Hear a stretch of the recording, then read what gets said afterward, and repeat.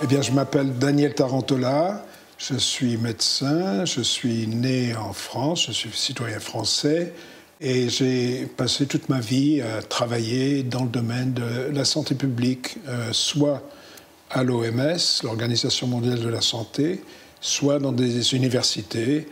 Je suis maintenant en retraite, mais je travaille toujours beaucoup en lisant, écrivant et essayant d'apprendre comment la santé mondiale évolue.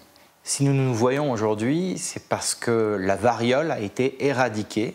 Fin des années 70, début des années 80, ça a été un processus dans lequel vous vous êtes inscrit, où vous avez obtenu quelques succès. Ça a été un long chemin, en fait. Et j'aimerais que vous me racontiez ce que ça représente pour vous, cette maladie, la variole, dans votre vie de médecin.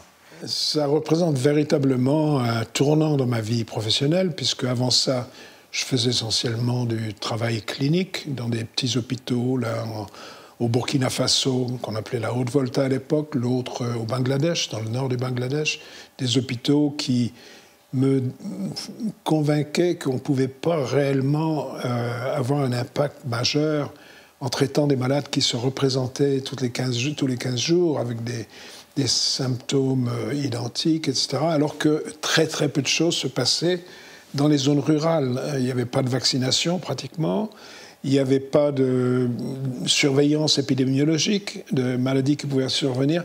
Donc c'est à ce moment qu'une personne qui travaillait pour l'OMS, qui était une personne du Centre pour le contrôle des maladies à Atlanta, en Géorgie, aux États-Unis, et qui faisait des étapes dans l'hôpital où je travaillais et que l'on hébergeait. Puis un beau jour, il m'a dit qu'il travaillait bien sûr sur la variole, dont on prévoyait l'éradication, et qu'ils étaient à la recherche d'un membre de leur équipe basé à Dhaka, dans la capitale, mais travaillant dans les zones rurales.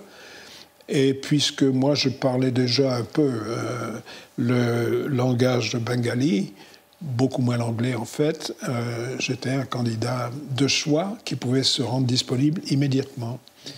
Donc j'ai été recruté et je me suis joint au programme d'éradication de la variole, dont j'étais un membre de l'équipe dans les territoires du Nord, dans les districts du Nord.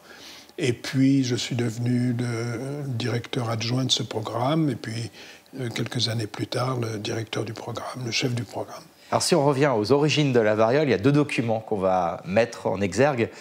Le premier, c'est une illustration en fait d'une vaccination, et on reconnaît peut-être, pour ceux qui savent, le Dr Jenner. Alors je vais vous le passer, puis dites-moi un peu ce que ça vous inspire.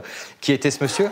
Alors on attribue justement au Dr Jenner, un médecin de Gloucestershire, dans la région sud-ouest de l'Angleterre, la paternité du mot vaccin et de la vaccination.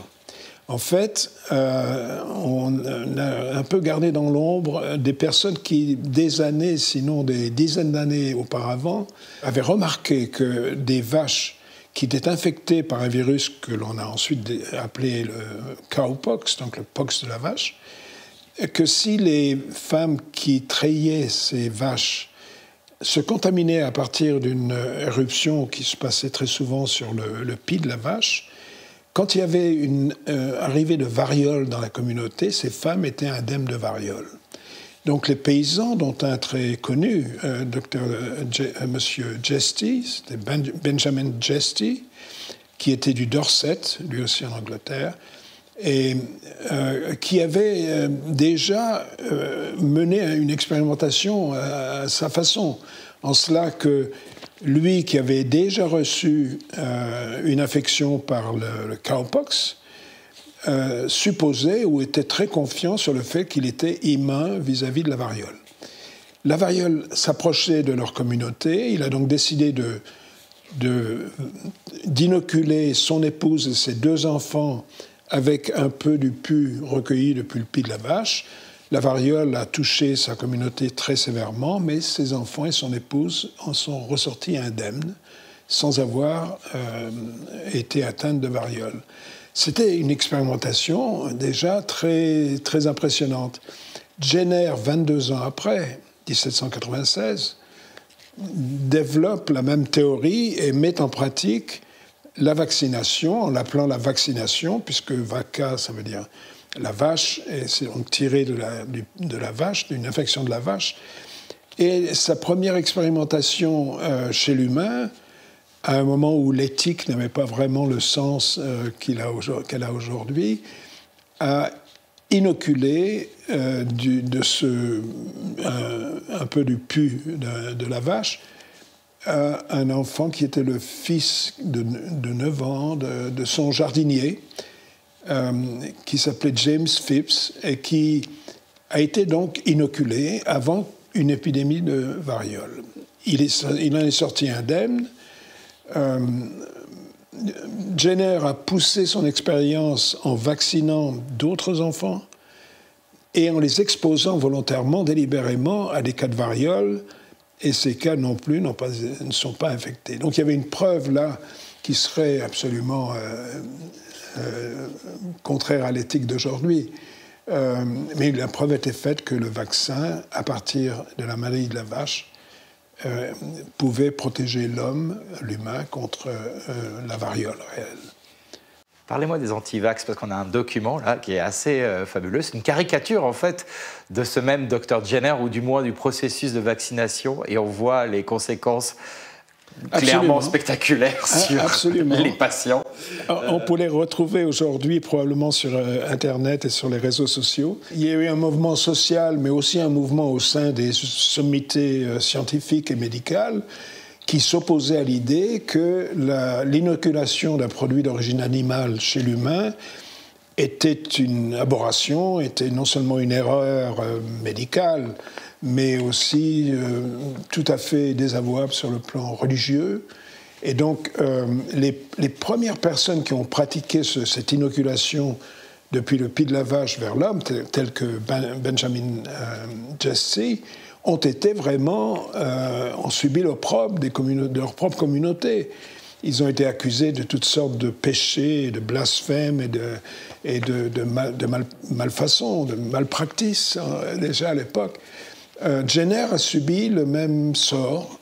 Ça a été plus difficile. Lui avait davantage de crédibilité, au moins davantage d'accès aux communautés scientifiques, parce qu'il était médecin. Et c'était un médecin généraliste, donc ce n'était pas un médecin qui appartenait aux hautes sphères scientifiques de l'époque. Il devait faire face à l'assemblée des sommités médicales. La santé publique était encore très en enfance, très peu développée. Et les expérimentations qu'il avait menées n'avaient pas,